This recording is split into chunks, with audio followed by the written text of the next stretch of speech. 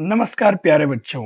आज की इस वीडियो में आपके क्लास 12 से ही हम लोग जो है आज पढ़ने जा रहे हैं बहुत ही महत्वपूर्ण हिंदी का चैप्टर 2। प्यारे बच्चों चैप्टर 2 सॉरी माफ करेंगे, यहाँ हम लोग देखेंगे हिंदी से चैप्टर 3 जो कि आपका गद्य खंड का है। ठीक है, आराम से इस चैप्टर को हम लोग देखेंगे सारांश सारांश यानी कि ये वीडियो आपका कंप्लीट वन शॉट होने वाला है। इस वीडियो में आप आसानी से संपूर्ण क्रांति जिसके लेखक हैं जयप्रकाश नारायण, जिनको लोक नायक के नाम से भी हम लोग जानते हैं, उनके बारे में हम लोग संपूर्ण चीजें अभी हम लोग अच्छे से क्लियर कर लेंगे, है ना प्यारे बच्चों।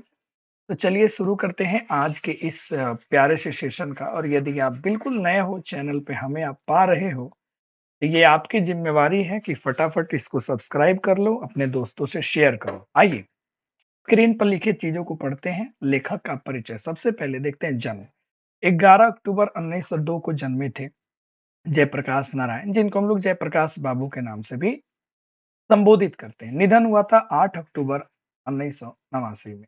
ठीक है, 1979 में इनका हुआ था डेथ, निधन। जन्म स्थान की बात करें, सीताब दियारा गांव है, और ये सबको पता है कि ये कहाँ पड़ता है, बिहार में पड़ता है।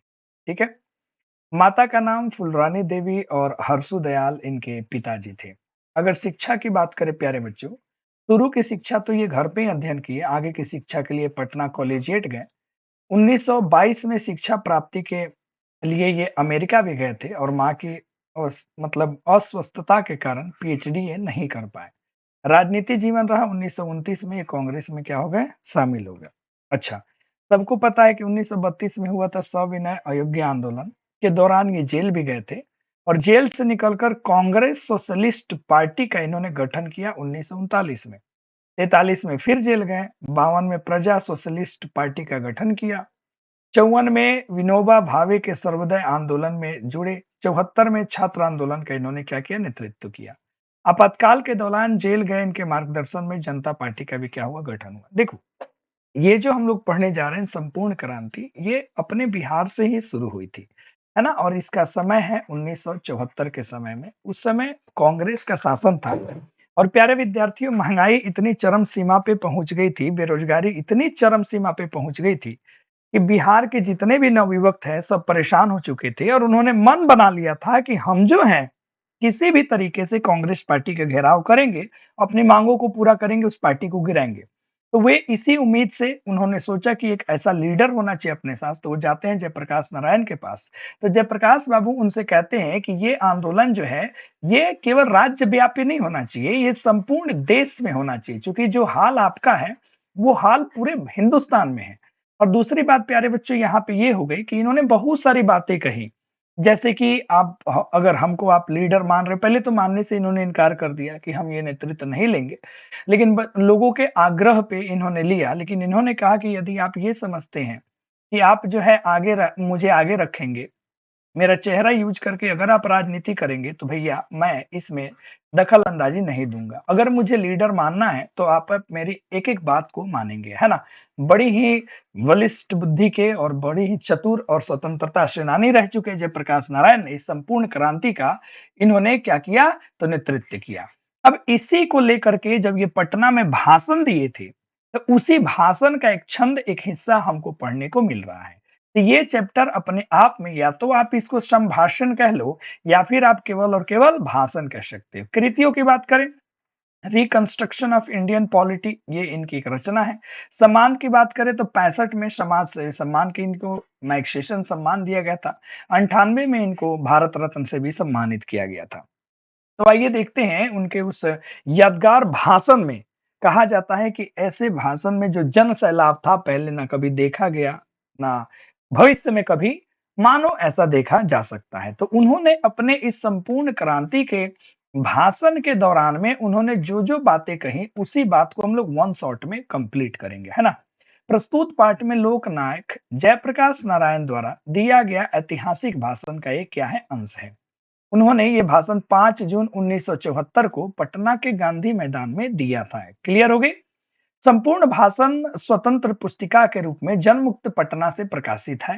भाषण को सुनने के लिए लाखों की संख्या में लोग पूरे देश से आए थे, जिसमें युवा का बोलबाला था, है ना? युवा का क्या था? बोलबाला था।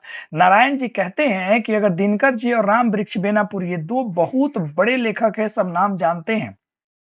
वो तो उनकी कविता भारत के नव निर्माण के लिए क्रांति का कार्य करती, लेकिन वे आज हमारे बीच नहीं है।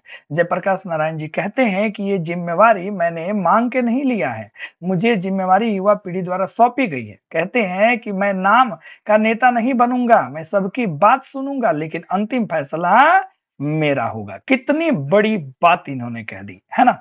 ये इन्होंने कहा भाषण में। आइए आगे बढ़ते हैं। वीडियो बड़ी छोटी है, चूंकि हम लोग मुख्य बिंदुओं को ही इसमें लपेटने वाले हैं, उसी पे हम लोग चर्चा करेंगे और एक सारांश टाइप में मैंने भाषण आपके सामने प्रस्तुत किया है। आइए देखते हैं अगला। लेखक ने अपने परिवार की गरीबी के बावजूद अमेरिका में अपने बलबूते पर पढ़ाई की तथा वापस आकर ये कांग्रेस में शामिल हो गए। हालांकि जब ये अमेरिका में थे ना, उस समय ये समाजवादी थे, है ना? वहां कम्युनिस्ट को ज्यादा इन्होंने पढ़ा, उनको इन्होंने ग्रहण किया। आगे बढ़ते हैं। जयप्रकाश बाबू से मिलने मिलने बहुत सारे नेता आए। सबने एक तरफ उनके लोकतंत्र की शिक्षा दी, तो दूसरी तरफ लोगों के जुलूस को रोका गया। ये कहते हैं कि ऐसे लोगों को शर्म नहीं आती जो एक तरफ लोकतंत्र की बात करते हैं, दूसरी तरफ लोकतंत्र को अपने पैरों तले कुचल देते हैं। ये यहाँ पे सीधे-सीधे बात करते हैं कांग्रेस की। लेखक के कुछ मित्र उनका और इंदिरा जी का मेल-मिलाप भी करवाना चाहते थे। लेखक कहते हैं कि इंदिरा जी से व्यक्तिगत झगड़ा नहीं है, बल्कि उनकी गलत नीतियों से मेरा झगड़ा है। लेखक ने कई बार बापू, नेहरू जी की भी आलोचना की। लेखक कहते हैं कि आज राजनीति में भ्रष्टाचार बढ़ गया है, जिसका प्रभाव प्रमुख कारण चुनाव में होने वाली क्या है? खर्च है। आज के लोकतंत्र में जनता को इतना ही अधिकार है कि वह चुनाव करे, परंतु चुनाव के बाद अपने प्रतिनिधि जनता का कोई अंकुश नहीं होता है। लेखक के अनुसार अन्य देशों में प्रेस पत्रिकाएं प्रतिनिधियों पर अंकुश लगाती है, लेकिन हमारे देश में इसका बहुत अभाव है। जयप्रकाश नारायण जी का एक भाषण मंत्र मुग्ध कर देने वाला ये क्या है? एक भाषण है। प्यारे बच्चों, यदि हम एक कहानी की यहाँ पे बात करें, ध्यान से सुनिएगा। यदि कहानी में हम लोग अगर अगर बात करिए पूरे के पूरे इनके, अगर हम भाषण की, प्यारे बच्चों आपके सामने अगर एक छोटी सी बात इन्होंने समझाने की कोशिश किया कि किस तरीके से हमें ये जो है आंदोलन बढ़ाना है और हमें किस प्रकार का एक सरकार का गठन करना है। एक तो इसके लिए था, आंदोलन को आगे लेके चलना है, सरकार से अपनी मांगे पूरी करनी है। बहुत सारे मीडिया बंधु लोग जो है उस समय हल्ला उठा दिए थे देश में कि ये एक अलग अपनी पार्टी बनाना चाहते हैं। ऐसी इनकी मानसिकता नहीं थी, लेकिन हल्ला ऐसा हो चुका था। आगे चल कर के आप सभी को पता होना चाहिए प्यारे बच्चों कि यहाँ से जैसे कांग्रेस की सरकार गिरी, तो यहाँ पे जनता पार्टी का निर्माण हुआ। जनता पार्टी का यहाँ पे निर्माण किया गया। इनका मानना था ना कि मान लो एक एक ऐसा हम लोग समिति बनाएँगे, है ना? ये समिति जो है ना वो डिसाइड करेगा कि किस व्यक्ति को जो है, किस अमुक जगह का चुनाव लड़ना चाहिए और नेता बनना चाहिए। अगर ये व्यक्ति अगर सही तरीके से अपने कार्यों का निर्वहन नहीं करता है, तो इसको इस पार्टी द्वारा वहाँ से बर्खास्त कर दिया जाएगा, वहाँ से इसको हटा दिया जाएगा। ये एक ऐसी पार्टी का निर्माण चाहते थे। कौन चाहते थे? अपने जयप्रकाश बाबू ये चाहते थे कि ऐसा सिस्टम हो। दूसरी बात है, राजनीति में जो भ्रष्टाचार है, वो भ्रष्टाचार खत्म हो जाना चाहिए। जो पैसे लोग चुनाव में ज़्यादा से ज़्यादा खर्च करते हैं, वो खत्म हो जाना चाहिए और एक बेहतर देश का निर्माण होना चाहिए। लेकिन ये सब कुछ ठीक रहा। कांग्रेस पार्टी भी प्यारे साथियों वहां पर हार गई, लेकिन जनता पार्टी की जो भी सरकारें बनी, वो सरकार ज्यादा दिन तक टिक नहीं पाई। हकीकत तो ये है। यदि आप भाषण को आगे जानो, इतिहास को थोड़ा आगे जानो, तो होता क्या है कि जनता पार्टी की नो डाउट सरकार बनी, जनता पार्टी की सरकार बनी। इसी समय भारत में आपातकाल भी की भी घोषणा की गई थी। आपातकाल की भी यहाँ पे घोषणा की गई थी इंदिरा गांधी के द्वारा। आप सब जानते हैं 1974 की ही बात है, उससे लेके 75 के बीच में सब कुछ हुआ। इसके बाद जनता पार्टी की सरकार गिरी और ऐसी स्थिति आई कि फिर से इंदिरा गांधी को, इन्हीं को पुनः देश को संभालना पड़ा और पुनः ये देश की प्रधानमंत्री बन गई।